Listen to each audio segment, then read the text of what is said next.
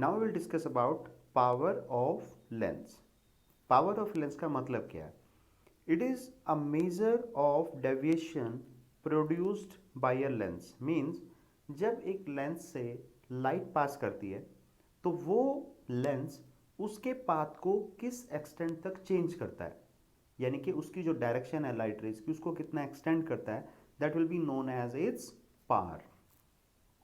उसको क्या बोलेंगे हम? Power of lens. It is defined as the reciprocal of its length in metres.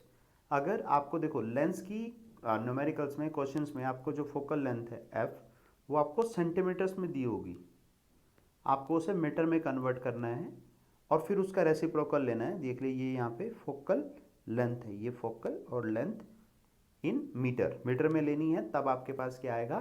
Power आ जाएगी कि उस लेंस की पावर इतनी है। Its unit is dioptre. जो यूनिट होती है इसकी वो डायोप्टर में होती है और एफ आपका हमेशा किस में रहेगा? मीटर में। Power of convex lens is positive as it has a real focus and its focal length measured is positive। इसका देखिए आपको पता है कि अगर हम कॉन्वेक्स लेंस की बात करते हैं तो अब जब ऐसे पैरेलल लाइट रेज आती हैं तो फोकस कहाँ पे होती हैं? वो यहाँ ऐसे, तो एक्चुअल में कट कर रही हैं। अब ये जो डिस्टेंस है आपके पास ये तो उसी डायरेक्शन में है जिस डायरेक्शन में लाइट जा रही है, ठीक है? तो ये जो चीज़ आएगी आपके पास एफ वो पॉजिटिव होगी और फिर 1/f भी आपका क्या होगा? पॉजिटिव। तो इसलिए जो पावर है आपकी वो भी क्या होगी? Positive. Power of concave lens is negative edge it has virtual focus and it's focal length measured is in negative. जैसे देखिए कॉन्केव लेंस कैसे बनता है हमारे पास? ऐसे, और इसका जो प्रिंसिपल फोकस होता है वो आपका इधर की तरफ होता है, तो वर्चुअल है। तो जब ये डिस्टेंस आप मेजर करोगे, ये वाली डिस्टेंस, तो किस में आएगी? निगेटिव में। तो एफ इसका क्या होगा? नेगेटिव, तो पावर भी क्या होगी? Negative. If two lenses are placed in contact, अगर दो लेंस आपके क्या है? कॉन्टैक्ट में है एक दूसरे के साथ, the combination has a power equal to algebraic sum of these two lenses. जैसे मान लो एक लेंस है आपका, चाहे कॉन्वेक्स है चाहे कॉन्केव है, आपने दोनों को कॉन्टैक्ट में रखा हुआ है, तो दोनों की पावर आप कर दो P1 प्लस P2। तो इससे क्या पता लगता है हम लोगों को कि अगर हमने दो कॉन्वेक्स लेंस साथ में रखे तो उनकी पावर क्या होगी?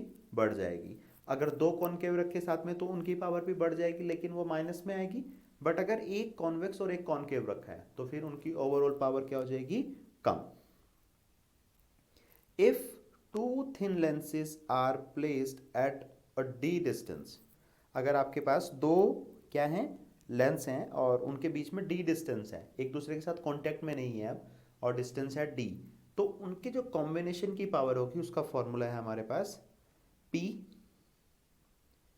Minus P1 plus P2, sorry P minus P1 plus P2, ये P इक्वल टू है, P is equal to P1 plus P2 minus D P1 P2। P जो ओवरऑल पावर है आपके पास वो यहाँ पे ये इक्वल का साइन है, तो P1 plus P2 minus D P1 plus P2। तो अब अगर 1/f होगा हमारे पास तो वो क्या आएगा? 1/f1 प्लस 1/f2, बिकॉज ये क्या हो जाएगा? P1, ये क्या हो जाएगा? P2, और फिर इसको भी आपको रेसिप्रोकल करना पड़ेगा। P1 P2 का रेसिप्रोकल क्या हो जाएगा? 1/P1 F1 हो जाएगा, 1/P2 आपका F2 हो जाएगा और D आपका यहीं पे रहेगा ऊपर। तो ये आपके पास फॉर्मूला आ जाएगा। This is very important formula. कई बार ना अच्छा अगर पेपर आएगा अच्छे लेवल का तो उसमें इस टाइप का क्वेश्चन आपके पास सीबीएसई के एग्जाम में रह सकता है।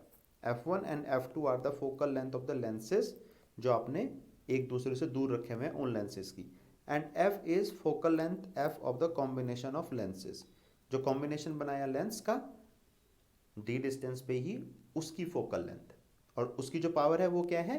P। ठीक है, तो ये हो गया आपके पास power of combination of lenses. अब देखिए हमारे पास अब एक लेंस का फॉर्मूला है, जैसे मिरर का फॉर्मूला था 1/u plus 1/v is equal to 1/f, ऐसे ही लेंस का फॉर्मूला है आपके पास ये वाला। Relation between object distance u, यानी कि लेंस से ऑब्जेक्ट कितनी दूर है, इमेज कितनी दूर बनी है और फोकल लेंथ, तो वो that formula is given by this. अब हमारे पास है लीनियर मैग्निफिकेशन। लीनियर मैग्निफिकेशन का मतलब आप मिरर में समझ ही गए होंगे कि ऑब्जेक्ट के कंपैरेटिवली इमेज कितनी बड़ी है या कितनी छोटी है। अगर उन दोनों का रेशो हम ले लें तो that will be known as linear magnification. Linear magnification M is defined as the ratio of size of the image to the ratio of the size of object। इन दोनों का ratio M is equal to, मान लो आपने ले लिया A dash B dash, ये आपकी इमेज की हाइट आ गई, A भी आपके ऑब्जेक्ट की हाइट है।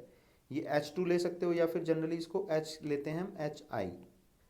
H2 भी ले सकते हो, H2 अपॉन H1 भी आपको पता होना चाहिए बस, और इसको आप HI अपॉन HO भी लिख सकते हो, height of the image upon height of object. और इसी फॉर्मूले को आप M is equal to V by U भी लिख सकते हो।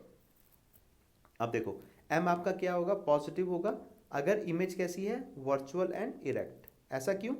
क्योंकि आपका ऑब्जेक्ट भी कहाँ रखा हुआ है, ऊपर की तरफ ही। जैसे मान लो ये प्रिंसिपल एक्सिस है, ये आपका लेंस है, ऑब्जेक्ट ऐसे रखा है और मान लो इमेज भी आपकी ऐसे ही आ गई, तो दोनों चीज़ें पॉजिटिव हो जाएंगी। अभी आगे आएगा हमारे पास साइन कन्वेंशन, फिलहाल के लिए आप इतना ही याद रखो कि अगर आपकी इमेज वर्चुअल एंड इरेक्ट है तो M पॉजिटिव, और अगर रियल एंड इन्वर्टेड है तो negative. Now this is sine convention.